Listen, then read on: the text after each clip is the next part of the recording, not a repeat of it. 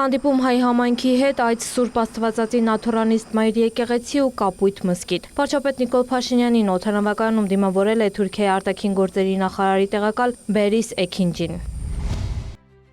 Հայ համայնքի ներկայացուցիչների հետ հանդիպման ընթացքում վարչապետը կարևորել է այս այցը, ընդգծելով, որ այն իրականություն է դարձել վերջին շրջանում Թուրքիայի հետ ակտիվացած երկխոսության արդյունքում։ Նա նշել է Թուրքիայի նախագահ Ռեջեփ Թայիպ Էրդողանի հետ հանդիպման կարևորությունը, հույս հայտնելով, որ դա նոր ազդակ կհաղորդի երկկողմ հարաբերություններին։ Երկրի ղեկավարի խոսքով այցի հիմքում Հայաստան-Թուրքիա միջպետական հարաբերություններն են, իսկ ընթացող գործընթացը հարաբերություններ հաստատելու օրակարգ է, որը բխում է երկու երկրի շահերից։ Միաժամանակ վարչապետ Փաշինյանը շեշտել է Թուրքիայի հայ համայնքի դերը միջպետական հարաբերությունների հաստատման եւ երկխոսության խորացման գործընթացում։ Վարչապետն ի պատասխան հանդիպման մասնակիցների հարցերի անդրադարձել է նաեւ Հայաստան-Ադրբեջան խաղաղության գործընթացին, տարածաշրջանային զարգացումներին, իրական Հայաստան գաղափարախոսությանն ու այլ թեմաների։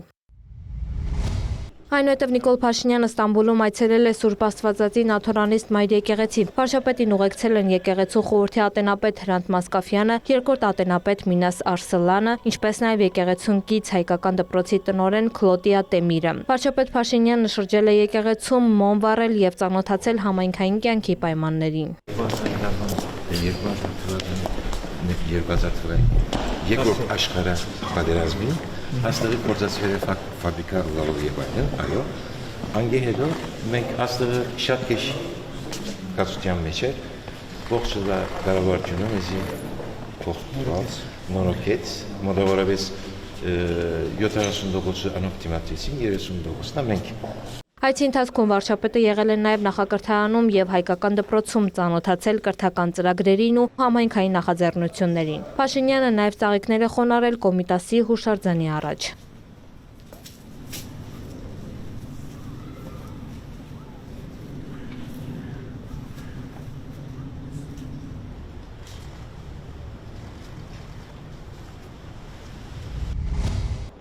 Աշխատանքային այցի շրջանակում վարչապետն այցելել է նաև Ստամբուլի Կապույտ մզկիթ։